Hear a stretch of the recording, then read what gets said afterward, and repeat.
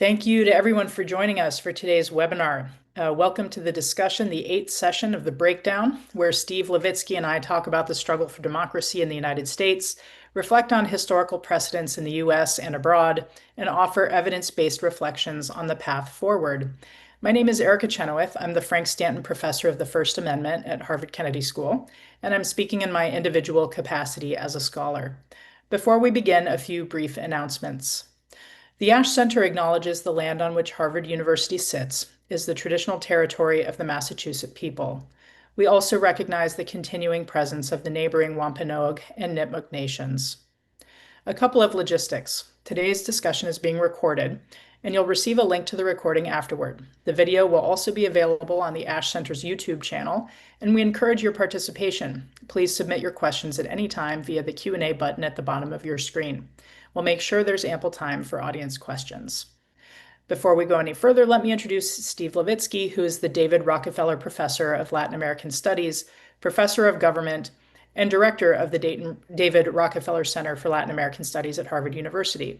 He's also a Senior Fellow at the Kettering Foundation and a Senior Democracy Fellow at the Council on Foreign Relations. Steve's research focuses on democratization and authoritarianism, political parties, and weak and informal institutions, especially in Latin America.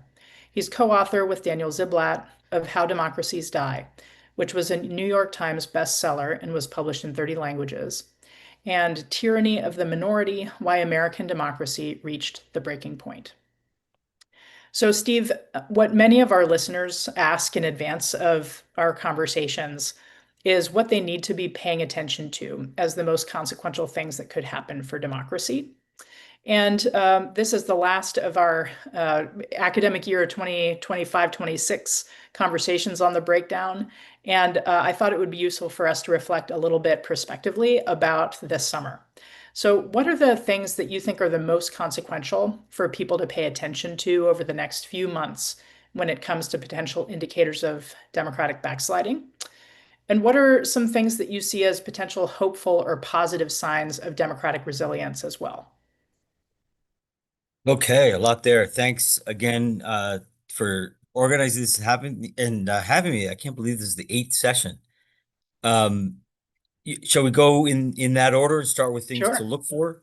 Yeah. I would say first of, we were discussing before we came on air that in the Trump administration, it's extraordinarily difficult sometimes to distinguish the signal from the noise, and because there's a lot of noise and there's always a lot going on, and the Trump administration declares its intention to throw a lot of punches, and then it throws a lot of punches, but fewer punches than it says it will throw.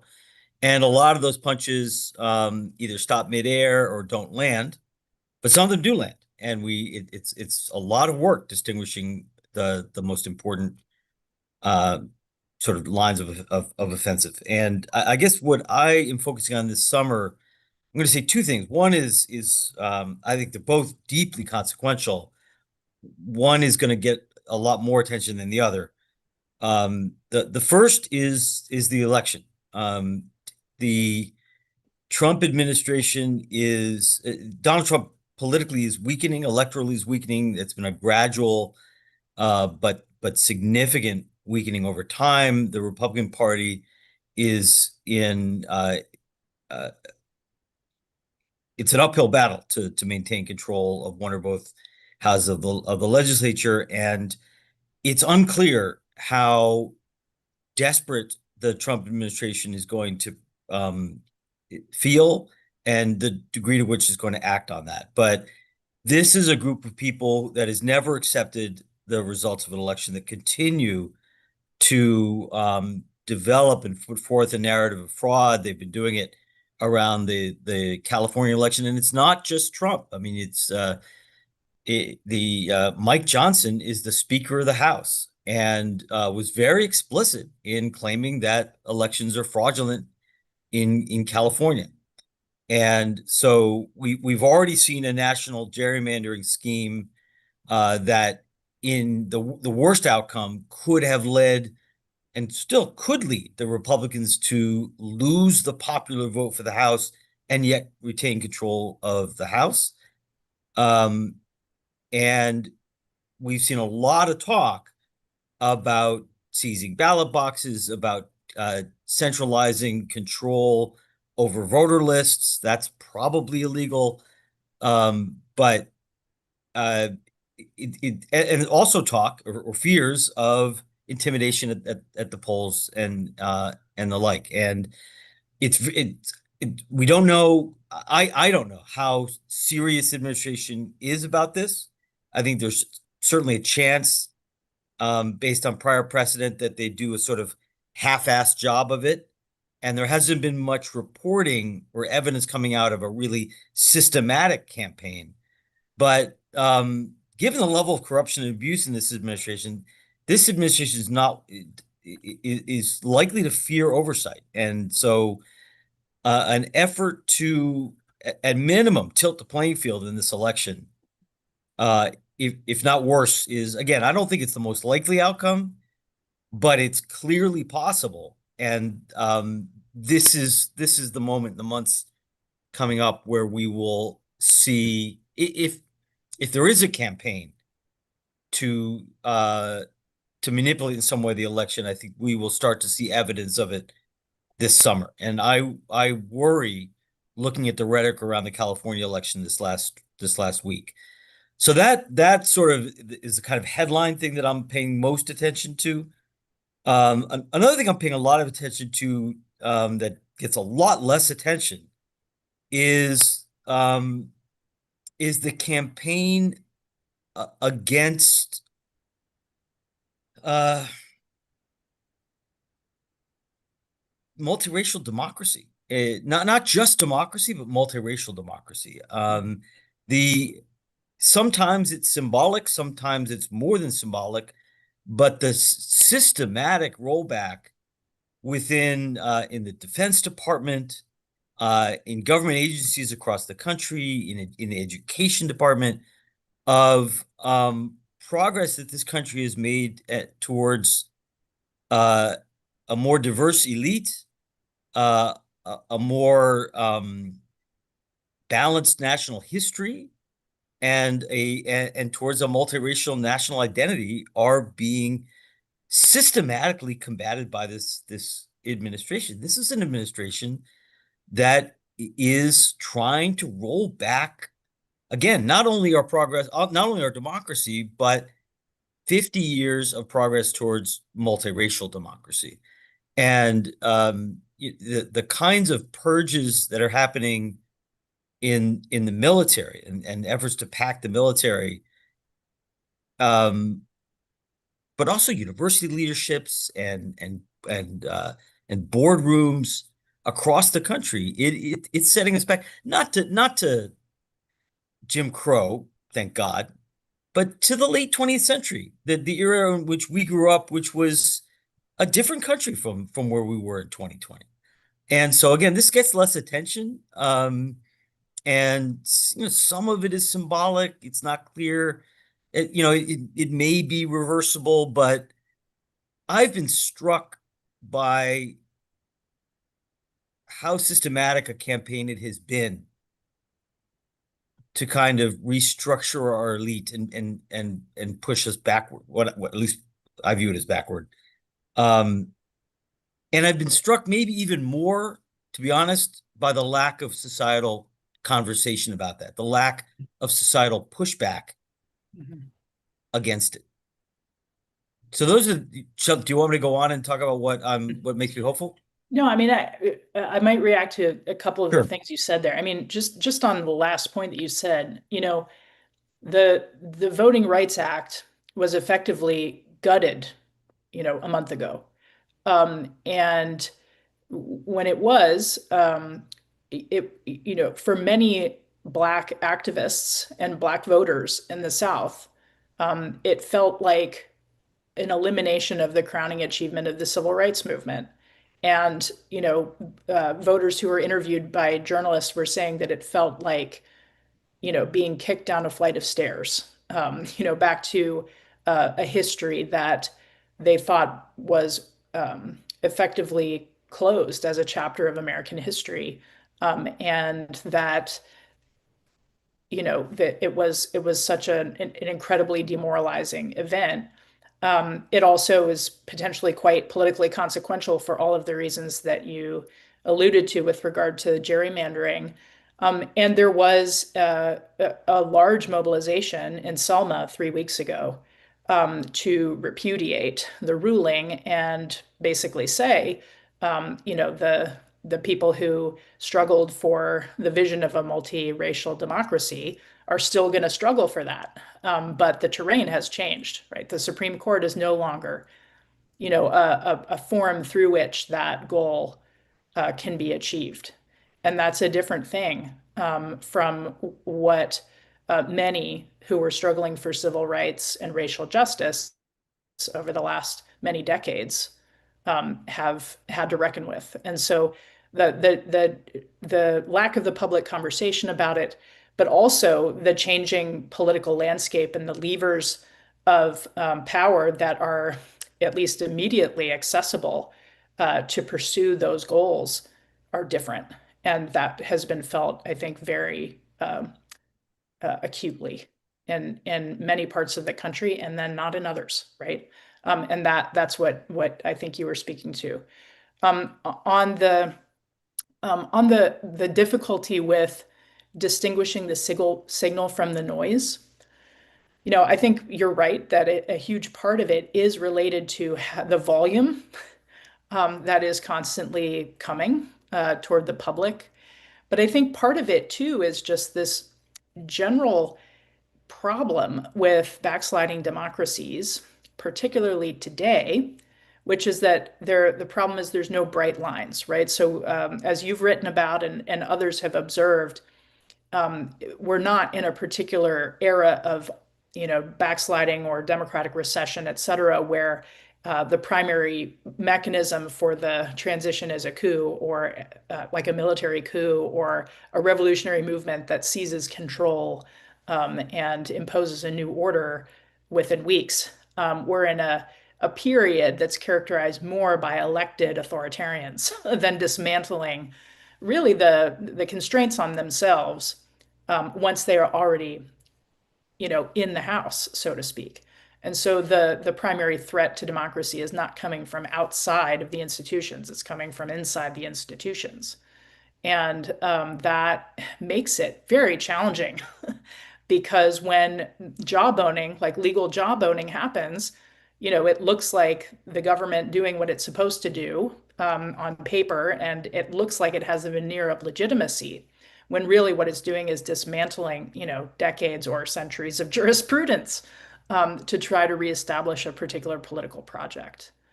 And that just makes it so hard to understand, like what should we be paying attention to as the moments where democracy is most threatened.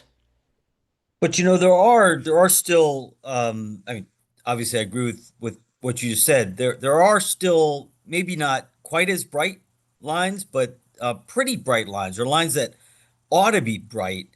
Just to mention two or three, the most obvious one, and for me, what has been maybe most demoralizing is, accepting defeat in an election is the cardinal rule of democracy. So when a sitting government, a sitting president tries to overturn the results of an election, that's about as bright a line as you can get, at least in an electoral authoritarian context, short of sort of bringing out the tanks. And that was not enough to move Republican Party leaders. It was not enough to shake the Supreme Court majority into thinking, wow, this is an emergency situation. The other one, which I think at least citizens did respond to, is executing citizens, Yeah, peaceful protesters on the streets. yeah. Um, that's again, that's a pretty bright line, and we can turn to talk about that. I do think that was a bit, might be too much still to say, too early to say it was a turning point. Um, but Americans did pay attention to that, Hmm. and and uh, thank God. Totally. Yeah, it's interesting. Like it feels like there are inflection points more than turning points, right? And at the inflection points, it's important not to miss it.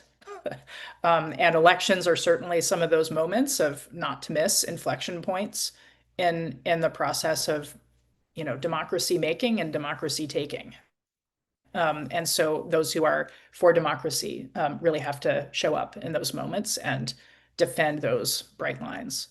I think that's right. I think others might be related more to like very clear rule of law type violations where, say, there's a suspension of the Constitution or the invocation of a particular article or statute that's super obscure but is, kind of weaponized against a particular set of people or whatever, and those would be, pretty clear red lines too. Um, so, um, yeah, maybe we can talk a little bit about your reaction to, what you see as potential signs of democratic resilience coming this summer or on the horizon, or that would, if Yeah. they happen this summer, you would feel encouraged, shall we say? Um, that's a little harder to speculate on, but I mean, I do think, that defending democracy is a long slog, and this is going to be a long 4 years with in which we're facing, serious threats. In fact, the threats will continue undoubtedly even after Trump leaves office. But I think we're in a better place right now than we were a year ago. That's a hopeful sign. I mean, one of the measures of slides into authoritarianism that I'm sure we discussed in a previous session was, how much fear do citizens feel in exercising their constitutional rights of dissent or opposition? Mhm. Are citizens thinking twice about taking normal constitutional legal action to oppose the government? And I argued a year ago that a lot of U.S. citizens across many spaces in U.S. society were having to think twice, and they still are. But I think that the level of fear of government retribution, um, I know this is an evidence-based session, and I'm speaking primarily of vibes here because I don't have data, but the level of fear seems a little less. Mhm. I talk to fewer people who are obsessed with cleaning their phones when they go through the airport and making sure all their conversations are on signal than a year ago. So I think that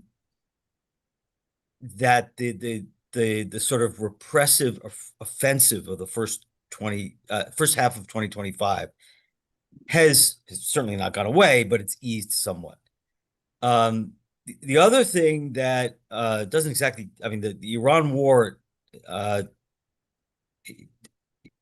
is devastating in so many ways for human beings, for the economies, for the U.S. position in the world, for the international order.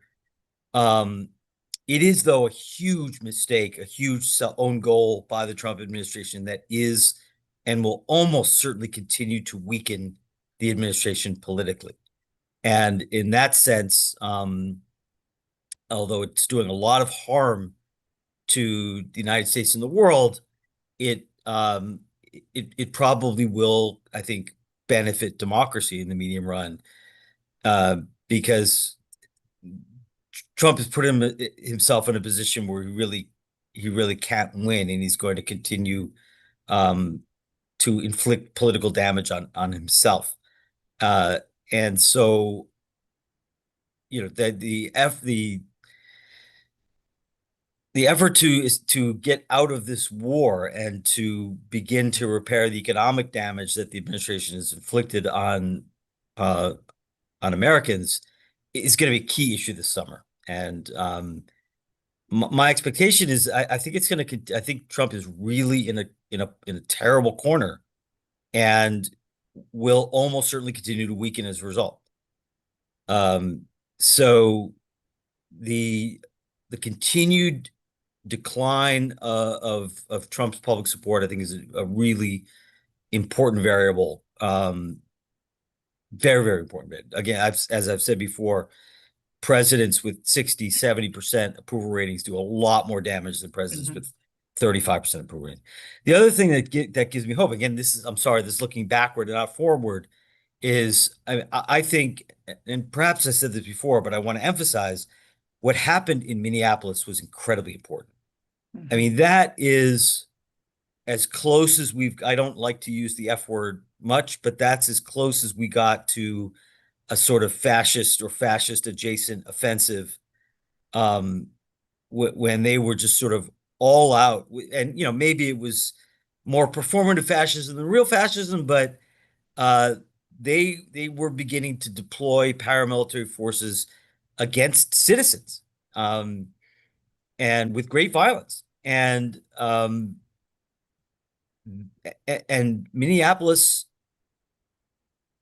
slowed that down at least, Mhm. if not stopped it. And history will tell us much more about just how important that was. But to me, it feels extraordinarily important. Yeah, totally agree. I think looking back on the last couple of years, it feels like what happened in Minneapolis, from the community's response side of the equation, is probably the most consequential, at least civic, engagement with what's been going on, and served as a key inflection point. Um, and what's really interesting is, uh, looking back on that time, it actually happened about a week after the U.S.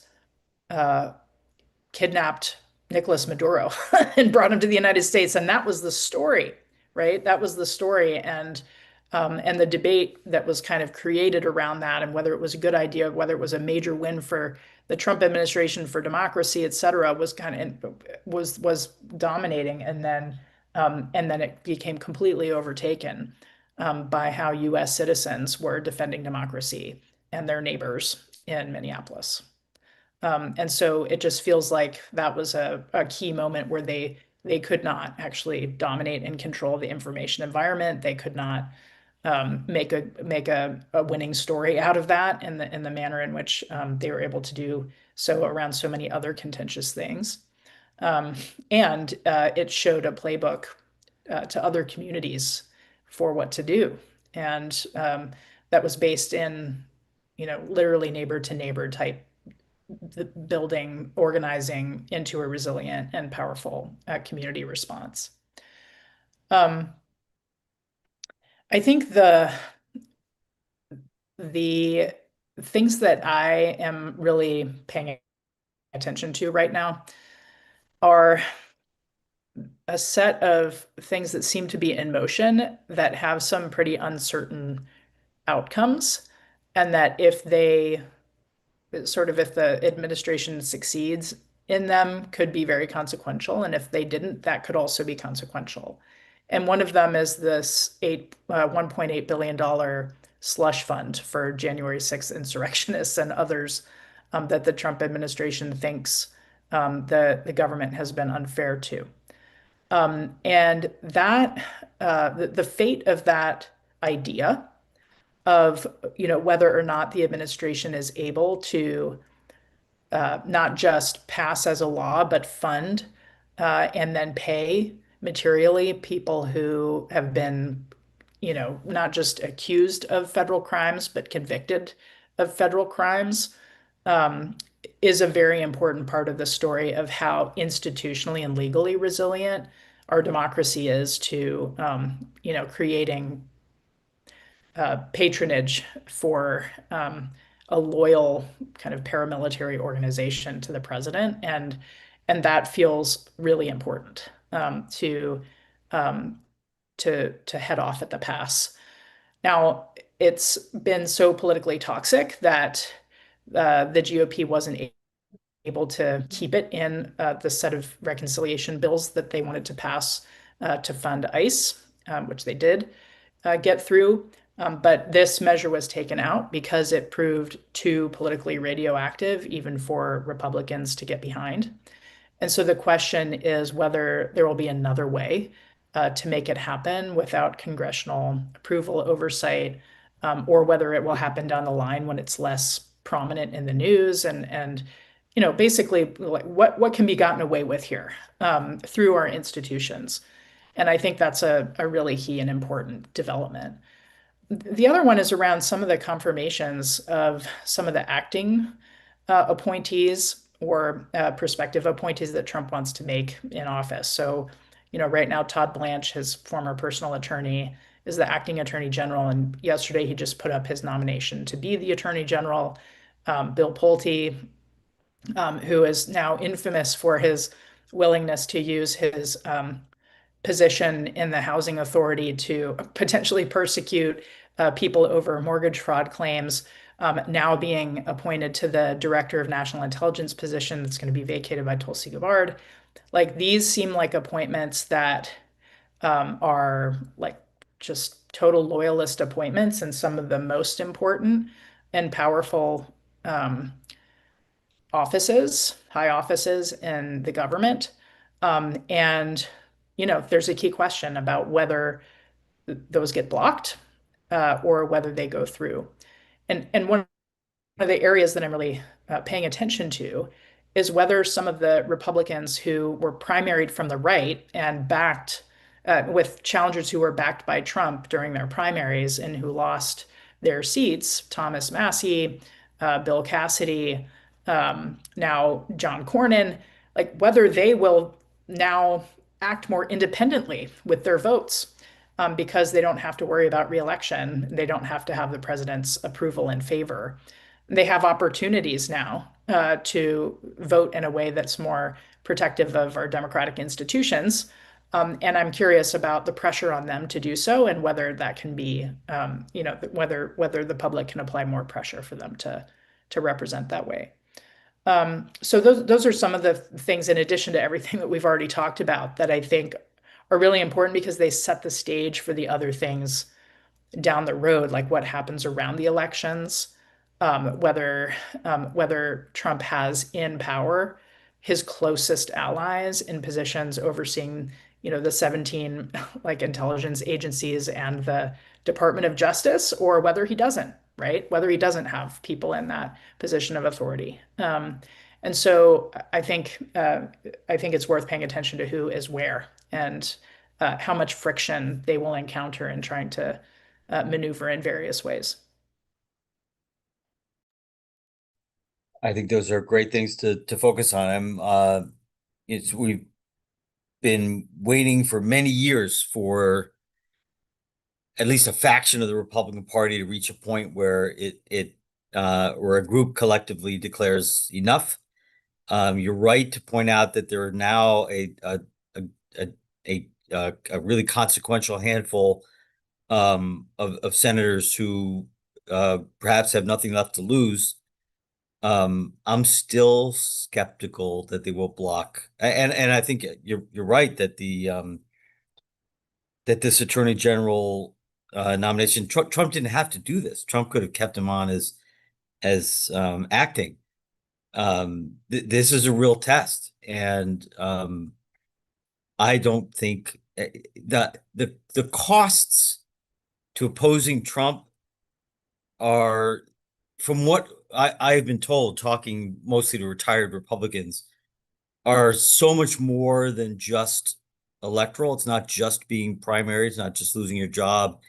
Um, there's online harassment. There are death threats. There are future professional opportunities. And the way that things have polarized often, one's entire social, familial, and professional circles are either Trumpist or people who need to continue to work with Trump and the administration.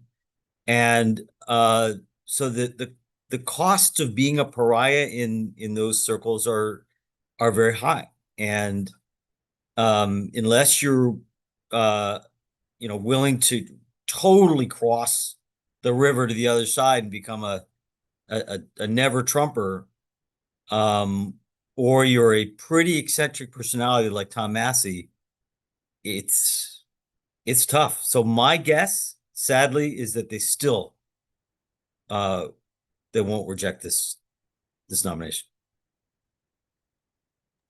I want to go back to something you said about the fear, the change, and how afraid people are. And I think it is interesting. I've kind of qualitatively and not systematically at all, that I've noticed that people are maybe more in going about their lives mode Yeah. than in like I'm seized by fear and anxiety mode and like, experiencing major cortisol like rises on a daily basis and things like that when they think about what could happen. And this is certainly not uneven. This is not evenly felt across the country. There are some people for whom the anxiety and the fear is still very present. But I think you're right more generally that there's been almost kind of a normalization of life under Trump 2.0 in much of the country. And, you know, there's sort of an interesting question as to why that's happened. Is it because they're not afraid because they don't think that um, that we're in a kind of national emergency anymore? Or is it that there are just periods in people's lives when they want to check out from the national emergency and just live their lives? And, Masha Gessen had a piece about it maybe a year and a half ago in the New York Times where they were talking about the concept of internal immigration, which was something that Soviet dissidents talked about. And it referred to just a process of basically trying to just check out of politics, or at least not take it on, and instead like go and have quality time with the family, create an amazing garden, do a lot of social and cultural activities, and try to stay below the radar as a way of basically coping and dealing. And this was offered as a social phenomenon without judgment, but more an observation about how normal life can be under kind of an authoritarian system or a national emergency. And I was similarly reading a book a couple of maybe a year ago now. It's Sebastian Hafner's um, diary, basically about the changes that happened in the Weimar era. He was a German civil servant, and he's sort of documenting what was happening in the country between, say, 1933 and 38. And he talks about the first night in which there was, or the first day in which there was the boycott of Jewish-owned businesses in what was then Nazi Germany, and how he sort of went to work that day, and it was a mostly normal day. But he came home at night and realized that his Jewish girlfriend hadn't called him at the time he was expecting to hear from her. And then he began to be very worried. And then she ultimately called him and was just held up and said, "I'm sorry I was late, but I'm fine." And then they like talked about where to go to the cabaret that night. And they went out on a date and had their night at the cabaret. And he sort of talks about how he got very into going to the gym at the time and was like very into tennis and had all these tennis tournaments with his friends, and that was like a big part of his life. And that was a way of kind of dealing with and checking out of what was going on in the country that he felt like he had no power over and no ability to influence. So, I only mention this because I think there are probably people who are feeling genuinely empowered in this moment and therefore unafraid. And then there are probably other people who are feeling not necessarily empowered, but just distracted with other things and therefore feeling unafraid. And then there are probably people who are still feeling very afraid. And I don't know what they could be doing a range of things, but I only mention it because I think sometimes the lack of fear could be a sense of normalcy or complacency. And other times the lack of fear can be because genuinely people see a way out and they feel active and engaged and they understand their own agency and empowerment to influence the outcome.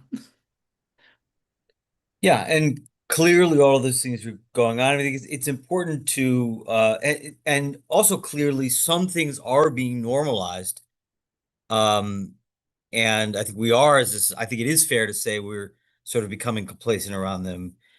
Trump's corruption is one. The kind of language that the president uses to treat journalists and opponents and other citizens. I mean, the way he spoke in the interview this with Sunday to a journalist was it was just unthinkable in any democracy or any other era in this country. And I'm still, blown away by the fact that he's not really called out for that. Um, on the other hand, some things have not been normalized. So, masked, heavily armed security agents bullying citizens in the streets of our cities. Not to say ISIS isn't out there doing a lot of harm, but that wasn't normalized. That was not accepted by citizens. Um, and I think I I don't it's not right to call it a stalemate, but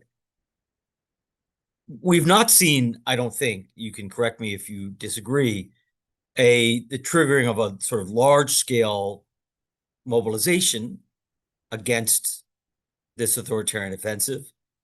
Um, I don't think that we've seen the kind of retreat that I feared. Some have retreated for sure. I don't think we've seen the kind of collective or societal retreat that I feared a year ago. And I think now we do see a certain, at least a medium level of energy, increasingly, for better or worse, I think both, channeled towards elections. I think citizens are focusing on, I think most citizens who oppose the government, who are, a pretty large majority of Americans at this point, continue to see the ballot box as a pretty effective tool to begin to put an end to this government. And that's good. I mean, a much worse scenario would be one in which we didn't think we could change the government via the ballot box. So, although I take your point that many, many people are still fearful, others are distracted, others have sort of moved away from this very, very high pressure, very intense um, political moment. Um, Collectively, Americans are still out there pushing back and ready for an important election. So I see Yeah. that on balance is positive. I totally agree with you, and I would say one of the things that I really noticed about this Hafner book when I was reading it is that he didn't describe any public shows of resistance at all to what was going on, and I think that was one of the key differences in what was happening under the Nazi regime in Weimar, which is public acts of resistance went away very quickly, particularly when it came to defending against deportations of Jews and other people in the country. And we don't have that happening in the United States. We have probably historical levels of mobilization happening in the United States. Really, anytime something happens, it seems to overstep the boundaries of kind of multiracial democracy and rights. And so, I think we can feel much more encouraged by the fact of that resistance, and the fact that it's been so disciplined um, and persistent. So we have a few audience questions that are coming. The first is the question about what now after the Voting Rights Act. I think you and I touched on this a little bit last time, but maybe it's worth revisiting a bit. The we have a few of these questions, and they come together to say kind of what happens next after the Voting Rights Act. Can Congress ban gerrymandering? Are there actions that can be taken in light of the Calais decision that will support the rights and representation of Black voters? What are your thoughts about that, Steve? So actually, my thoughts have evolved a little bit since last we spoke. The Calais ruling had just occurred at our last session, and I said something to the effect that I was less concerned about this round, although it was terrible, than the last round of gutting, Um, because unlike the 1960s, African Americans and non-white candidates were getting elected across the country in all sorts of districts, including majority white districts.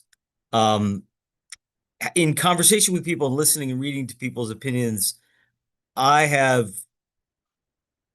I'm a I've tempered that view a bit. I think it is I mean, black majority districts are not the only way, obviously not the only way to represent ethnic minorities in a democracy. It's actually somewhat debated and controversial. But in the US South, in a context of that much racial oppression and inequality and demonstrated racial abuse until the present, to create a situation where 30% of the population ish, roughly has no federal representation in Congress, given its vulnerabilities, historically demonstrated vulnerability as a minority, um, I think is deeply problematic and a major step backward. So we again, it is a somewhat illiberal measure that emerged in the 1980s. These black majority districts. I'm I'm skeptical that we'll get back to them, but there are steps that we can take, certainly. So combating gerrymandering is not going to resolve that problem. I mean, it might in part. I think my guess is the level of disgust, of collective disgust with gerrymandering is rising.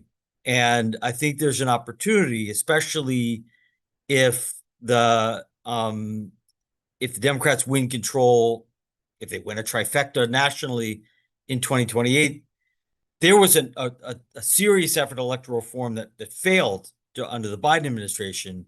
There will be another effort. There will be an effort to eliminate gerrymandering. There may be a push to eliminate the law from the late 1960s that requires single member districts and that allows for proportional representation. I think there's going to be a serious push to change our electoral rules, which are really vulnerable to manipulations. We see. So the I think there will, at minimum, there's going to be serious debate about electoral reform and about eliminating gerrymandering. Again, any kind of reform in the U.S. context is very, very difficult, but I think there's a chance that we will see actually a national effort to eliminate gerrymandering.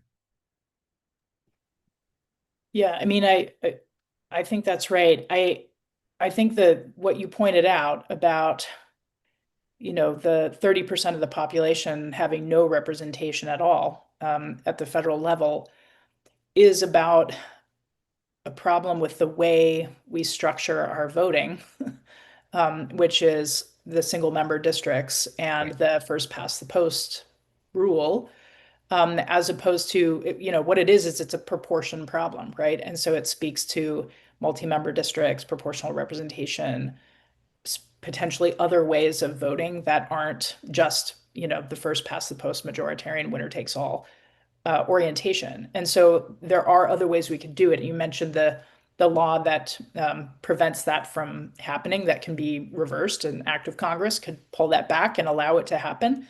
But I don't think that they can constitutionally order that states do this, right? So No. states still have the ability to make their own electoral, um, processes and so it would lead to a sort of patchwork of experimentation around the country for sure. But in order to actually get it in motion in the places where it's the most important, that would require like a mass movement, right? That was making the demands for people to be represented fairly by their through the electoral process and in their elected officials. Right. And that's more seems more viable in some parts of the South than in others. But Yeah, even in exactly. a limited, so yeah, you're right. We cannot impose. There's no way to impose any particular electoral rules on states, but even the elimination of gerrymandering um, would increase the likelihood of uh, African Americans getting elected, I think, in Alabama and Mississippi. Mhm. Right. There's a question that came in about how those working in higher ed can support efforts to stem the erosion of democracy in US. I think you're probably the single best person to comment on this. Um, wow. I don't think I've got any deep insights about this, and nor have I thought really broadly or strategically. So what I'm going to say is probably pretty dull and mundane. But first of all, I think it's incredibly important that we do so. Mm, Most of us are trained, um, not you, Erica, but me, are trained in a very disciplinary manner to speak to a really narrow set of scholars. We get rewarded by you know writing and publishing things that are not particularly intelligible to most Americans. And I think at a moment like this, um, it is incredibly important that we take advantage of whatever knowledge or insights that we have to speak to the broader public, speak to broader public debates. I think it is our responsibility when, at least as political scientists, at a time when democracy is in crisis, just as public health experts did, um, during the pandemic. mhm, It's really important that we speak to the broader public, and that's hard. It's actually, I think, sometimes it is.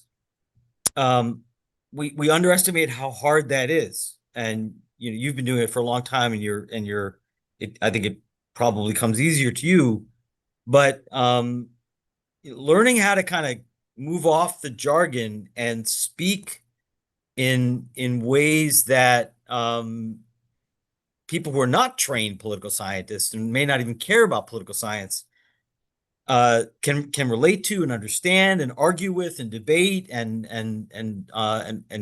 maybe even want to read further about. That takes a lot of work, and mm, I think it's really important work. It's almost a work of translation. Um, mhm, so yeah, no, I mean, I can only speak for myself, but I've spent most of my precious research and writing time over the last decade, mhm. um, writing stuff for a broader audience, writing stuff that I hope that national journalists and politicians um, will read and think about, because I think that's the level of urgency right now. Hmm. Yeah, and you do so very well. I would say when it comes to being in the sort of higher ed sector, um, and this is true in any sector, actually, the most important thing to do is teach what you know, do your work, don't self-censor, Oh like God, yeah. exercise the full range of your rights, like because they go away if we don't, right? Like the the First Amendment allows for a lot of things to be discussed and talked about. And if we don't use those rights, we lose those rights. And so I really think it's so important for people who are in higher ed to appreciate the unique role of colleges and universities in protecting and defending and expanding democracy, and to do that, to actually do the thing. That's such an important point. And it's fashionable in higher ed these days to be promoting debate, sort of left-right debate, and create spaces for more conservative voices, which I think is great and positive and important.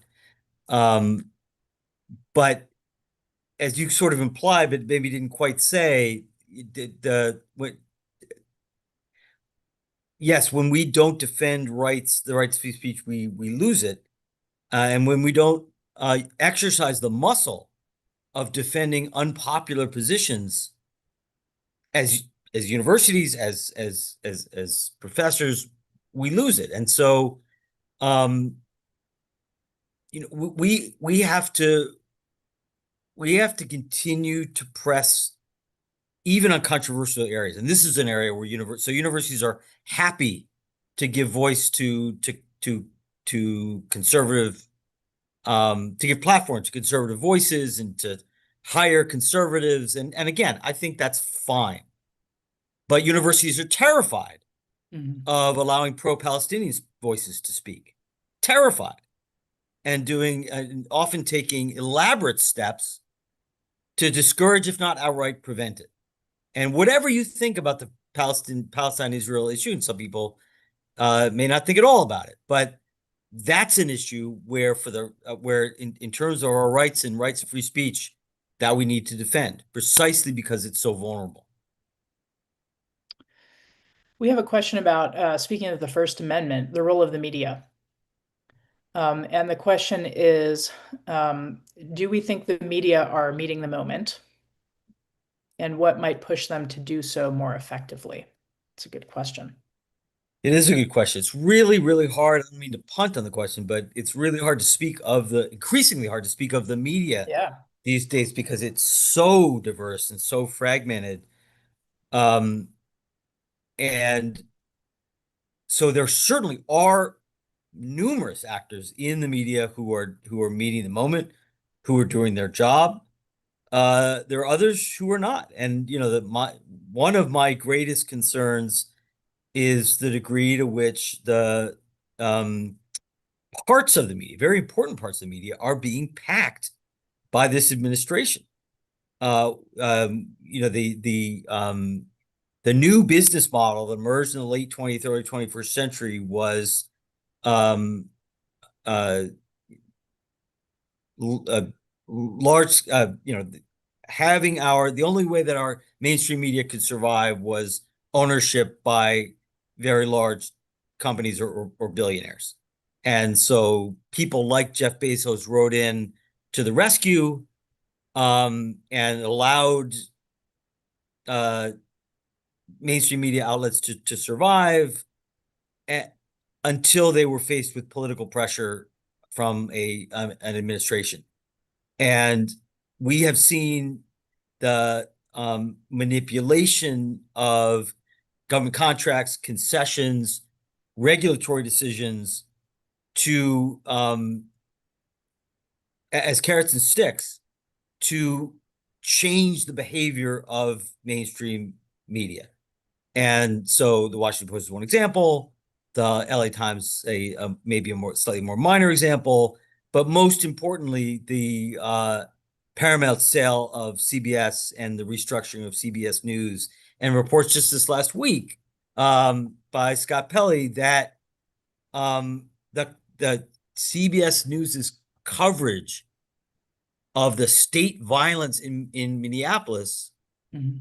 was subject to intervention, not by the federal government, but by the media directors, the producers themselves, in order to curry favor with the government. They were told to make the protesters look more violent in order to please the Trump administration. So that is a major media outlet, the traditionally the most important news outlet in the country, CBS News, um, changing its behavior to curry favor with the government. So that's not the whole media. That's but the and this could soon be extended to CNN because the same folks who control CBS News are gonna end up running CNN as well. So um there's now been thankfully we have many online news outlets. It's not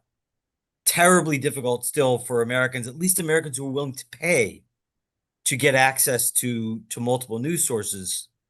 But some of our mainstream traditional media outlets have been packed by this administration. That is the way that Viktor Orban governed in Hungary.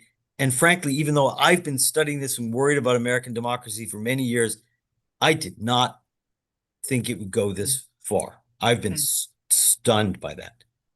Mhm. So, yeah, I in general, I think the independent media that has been able to maintain its independence, that is not seeking some kind of economic favor from the government, has done a reasonable job. I've got every day I can come up with complaints about the New York Times, but the New York Times is continuing to do its job.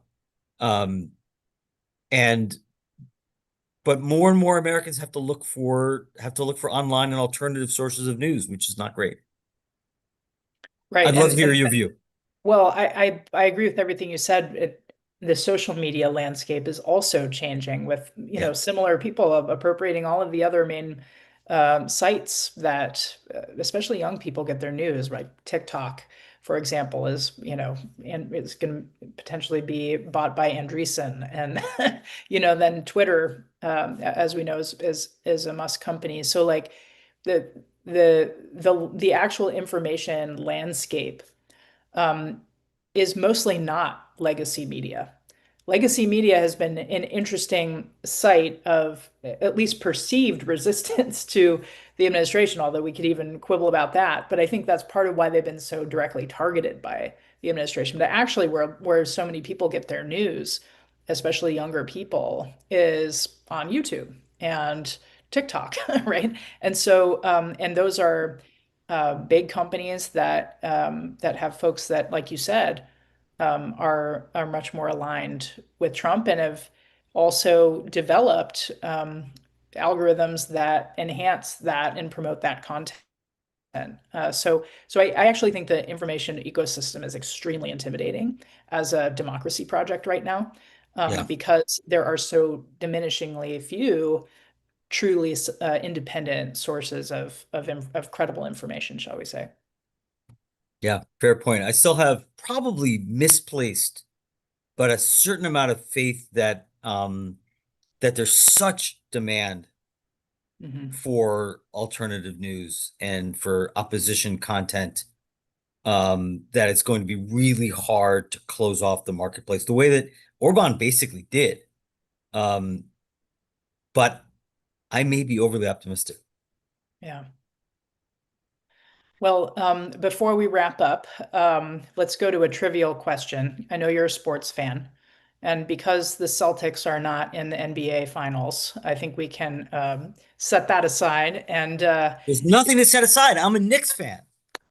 there you go. So I was going to say Knicks or Spurs. Oh my God. We can politicize this too. It already has Knicks. been. I've been a Knicks fan since 1973. My entire life, they've not won the championship.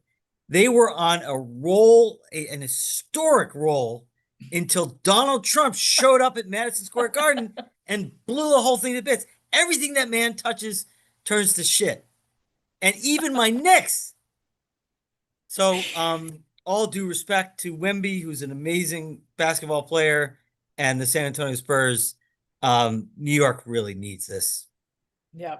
Well, you heard it from Steve Levitsky. New York Knicks, don't break his heart. Okay, Yes. well, as always, Steve, it's a pleasure, and thank you so much too to everybody who's tuned in today and in our previous recordings. We are going to take a little hiatus over the summer here, but hope to bring you some more conversation in September. There will Um, be much to talk about, I'm sure. there will indeed. So thanks everyone for joining us. And make sure to subscribe to the Ash Center's newsletter to stay up to date on my latest work and Steve's latest work as well. We really look forward to keeping in touch with you. Great. Thanks, Thanks Steve. so much. Take Bye bye. care.